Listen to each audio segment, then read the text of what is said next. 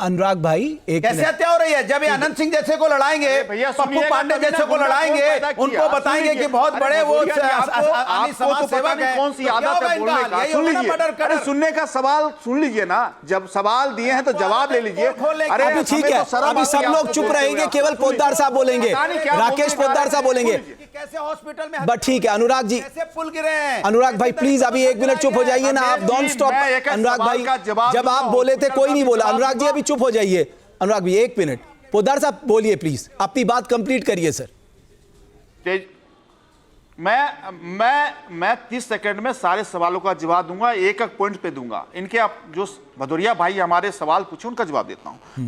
मैं कहता हूं बिहार विपक्ष के नेता हैं साहब तेजस्वी प्रसाद यादव, कहते हैं साबुद्दीन साहब अमर रहे, और राष्ट्रीय जनता दल की राष्ट्रीय कार्यकारिणी की बैठक होती है और बिहार प्रदेश के अध्यक्ष मंगनीलाल मंडल कहते हैं भूरा बाल साफ करो, यानी भूमियार को साफ करो, राजपूत को साफ करो, लाला को साफ करो। बताइए बिहार में क्या अपराध नहीं बढ़ेगा? और जो 3 व्यक्ति पकड़े गए हैं, अभी 3 व्यक्ति पर जांच जारी है। गुड्डू यादव पकड़े गए हैं, बादशाह खान पकड़े गए जो पारस हॉस्पिटल में लोगों की हत्या की, जो मिश्रा जी की हत्या हुई, बादशाह खान। मैं तीनों लोगों पे कहना चाहूँ, रूप आ चुका है। हम 14 तारीख के बाद जनता के सामने रखेंगे कि हत्या करवाने वाले लोग कौन है, कौन अपराधी को संरक्षण देने वाले लोग हैं। और एक बात कहना चाहता हूं, अरे वो क्या पूछ रहे? अभी रखो ना, सुनिए पोद्दार साहब, अभी रखो, एक मिनट रुकिए ना पोद्दार साहब। वो एक बड़ी बात कह रहे हैं कि साहब अगर आपके पास जानकारी है कि सिवान में जो एएसआई की हत्या हुई है वो कैसे हुई है, वो उन्हें बता दीजिए। वो पूछ रहे हैं वो हत्या हो गई है एएसआई की। अब आपने कह दिया मंगनीलाल मंडल ने क्या कहा, तेजस्वी यादव ने क्या कहा। काम 14 के बाद होगा। अरे सुन लीजिए ना, सुन लीजिए। अरे मेरे भाई सुन लीजिए, भदौरिया जी आप तो सुनते तो है नहीं, आपकी पता नहीं क्या कौन सी आई। अरे आपके ही नेताजी 1990 और 2000 के बीच में बोले थे कि जर्सी गाय, किसको बोला था? सोनिया गांधी जी को बोला था। आप 1990 में चले गए कांग्रेस। अरे भैया प्रभु, अरे आप ठीक है, आज मैं तो ठीक है प्रभु, प्रभु 2025 है, 1990 नहीं है। यही बोल बोल के आप जनता को गुमराह करते हो। 20 साल से 2025 की बात कर रहे हैं, और साहबुद्दीन साहब अमर रहे 2025 की बात कर रहे हैं। अरे आज 2025 की बात कर रहे हैं, साहबुद्दीन साहब अमर रहे। अरे साहबुद्दीन साहब अमर रहे, भदौरिया जी किसने कहा? रोड बनाए, कुछ नहीं बता पा रहे हो। आपको शर्म नहीं आती है बोलते हुए? अरे हम इसी महीने की बात कर रहे हैं। अरे हम तो 4 अगस्त की बात कर रहे हैं, 8 अगस्त की बात कर रहे हैं। कहाँ है आप? हम 22 अगस्त की बात कर रहे हैं, 2025 की आप झूठ बोलते हो। कहाँ पे घुमा रहे हैं बात को? सुन लीजिए ना भदौरिया जी, अरे आप सुन लीजिए, हम झूठ नहीं, हम सच्चाई बोल रहे हैं। और आपको शर्म आनी चाहिए, आपको शर्म आनी चाहिए। सवाल आप जनता ने सब बोलते हैं, जवाब नहीं लेते हैं। जवाब अरे सुन लीजिए, अरे सवाल का खाली सुनिए बोल रहे हो, आदत नहीं है। ठीक है, अभी ठीक है पाशा साहब, अनुराग जी मैं विपक्ष के नेता हैं। ठीक है पोद्दार जी, पाशा साहब भी हमारे साथ, पाशा साहब भी जुड़े, आरजेडी के प्रवक्ता हैं। पाशा साहब मैं आपसे जानना चाहता हूं, ये बार बार हर मन से जो जंगल राज का मुद्दा आता है, और आज जिस तरह से प्रधानमंत्री ने ये बात कही है कि साहब छठ मैया का अपमान कर दिया है, आप इनको सजा देना, वोट के जरिए सजा देना, ऐसा तो नहीं लग रहा है कि आपको साहब नुकसान हो जाएगा? अनवर पाशा साहब।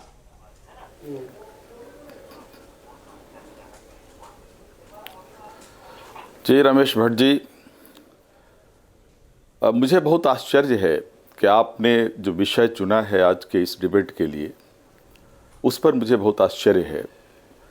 हमने अपना मैनिफेस्टो जारी किया, उस मैनिफेस्टो में हमारी जो प्राथमिकताएं हैं वो बिहार के युवाओं को नौकरी देने की प्राथमिकता है, रोजगार देने की प्राथमिकता है, पलायन को रोकने की प्राथमिकता उसमें है। ये हमारे मुद्दे हैं, बिहार के चुनाव के ये मुद्दे हैं।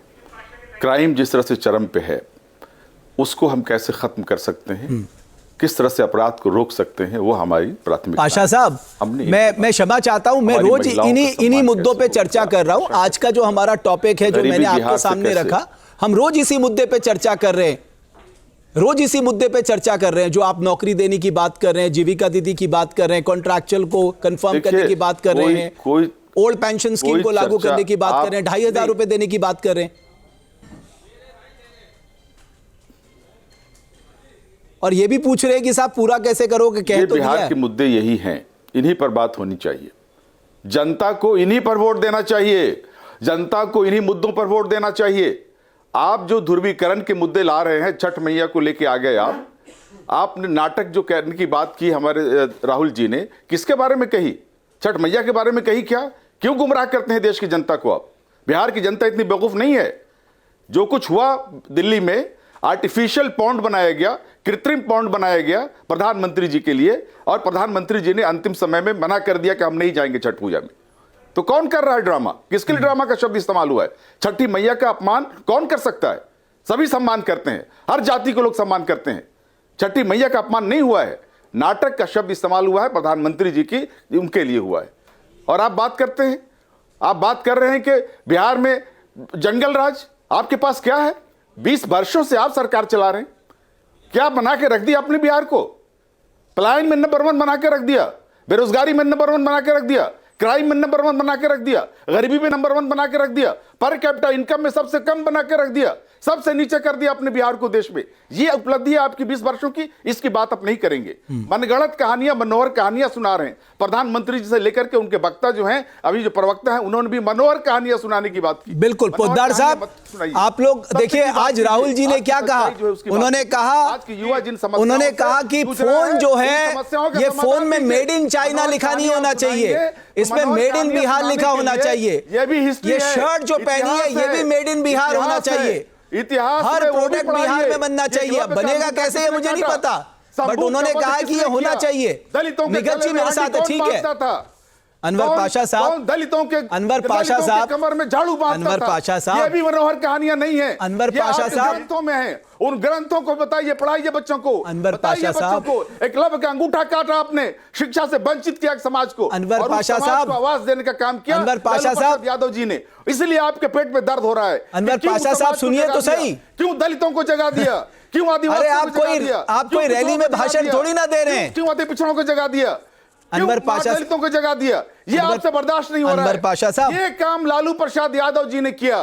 दलितों को, पीड़ितों को, शोषितों को, अपराधी जितने भी थे, इस तरह के उनको खत्म किया उन्होंने। रमेश भाई जवाब इसका ले लीजिएगा, खान जी का, उसको राजनीति खान साहब का जवाब ले लीजिए। ठीक है। आज उन्होंने पिछड़ों को राजनीति में आगे किया। ठीक है राकेश पोद्दार साहब, ठीक है। अनवर पाशा साहब ले लिया आपका जवाब सर, आपने बता दी अपनी बात।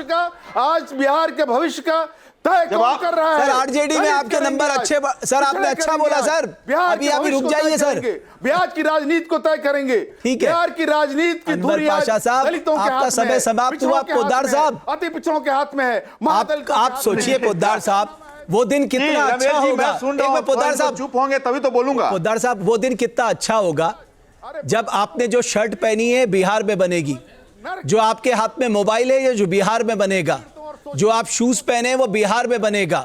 राहुल गांधी ने कहा है मेड इन चाइना की बात नहीं होगी, मेड इन बिहार की बात होगी। आप इस विजन पे क्यों नहीं डिस्कशन करना चाहते हैं? इस विषय पे बात करिए ना जो राहुल गांधी ने आज कहा है। यादव जी का कंट्रीब्यूशन है बिहार की राजनीति में, बिहार की राजनीति। अरे पाशा साहब हो गया आपका भाषण हुआ समाप्त। अब पोद्दार साहब को जवाब देने दीजिए। सुन लीजिए, मैं किस तरह से अब जंगल राज रमेश जी सर, बिहार के अंदर जारा की फैक्ट्री लग चुकी है। जो हम शर्ट पहनते हैं ना, अपने शर्ट की बात कही, जारा की फैक्ट्री लग चुकी है। आप सर्च करवा लीजिए, वेन हुसैन की फैक्ट्री लग चुकी है, एचएम की फैक्ट्री लग चुकी है। हाँ। और कोका कोला की सबसे बड़ी इंडस्ट्री आरा में लगने जा रही है, लग चुकी है, आधा काम हो चुका है। आरा के अंदर एशिया का सबसे बड़ा कोका कोला की इंडस्ट्री लगाने का काम किया हमने। हाजीपुर में HCPCL के माध्यम से वहां भी हमारी तो साहब आप ये क्यों नहीं बताते मंचों से? आप क्यों जंगल राज की बात करते हैं? क्यों इस तरह के बयान देते हैं? आप बोलिए ना कि हमने 20 सालों में ये करके दिखाया, नहीं, मैं आता हूं रमेश भाई, सेंटर से ये मदद मिली। इन मुद्दों पे बात करिए। मैं रमेश जी मैं आता हूं, आपके सवाल का जवाब दूंगा, बादशाह भाई का भी सवाल का जवाब दूंगा। बिहार के अंदर 20 साल में हमने 20 लाख लोगों को गरीबी रेखा से बाहर किया है। और एक बात मैं पहले रमेश जी और बोल देता, अगर मैं झूठ बोलता हूं, डंके की चोट पे कहता हूं कि आप अपने PCR टीम से आप रिसर्च करवा लीजिएगा, अगर मैं झूठ बोलूंगा तो सार्वजनिक माफी भी मांगूंगा। लेकिन मैं सच्चाई के साथ, तथ्यों के साथ बोल रहा हूं। बिहार के अंदर हमने 20 लाख लोगों को गरीबी रेखा से बाहर किया। प्रधानमंत्री आवास योजना के तहत हमने 40 लाख लोगों का घर बनाने का काम किया। प्रधानमंत्री शौचालय योजना के तहत हमने 36 लाख लोगों का शौचालय बनाने का काम किया। बिहार में हमने 38 इंजीनियरिंग कॉलेज खोल के दिया है। बिहार में 18 मेडिकल कॉलेज चल रहे हैं। बिहार में हमने 2000 अस्पताल बनाए, यानी 18 से 81% अस्पताल बनाने उद्धार साहब, का अगर काम ये किया। बातें सब बिहार के हैं, अंदर 90,000 उद्धार स्कूल साहब, बनाए, अगर ये यानी बातें सब सही 81% हैं, हमने काम कर कर दिखाया है। जहाँ भक्ति है हर शब्द में, कथाओं में छुपे हैं दिव्य रहस्य और ज्योतिष देता है जीवन को दिशा। धर्म से जुड़ी हर बातों को जानने के लिए हमारे चैनल स्तुति को सब्सक्राइब करें। चैनल पर जाने के लिए इस लिंक पर क्लिक करें।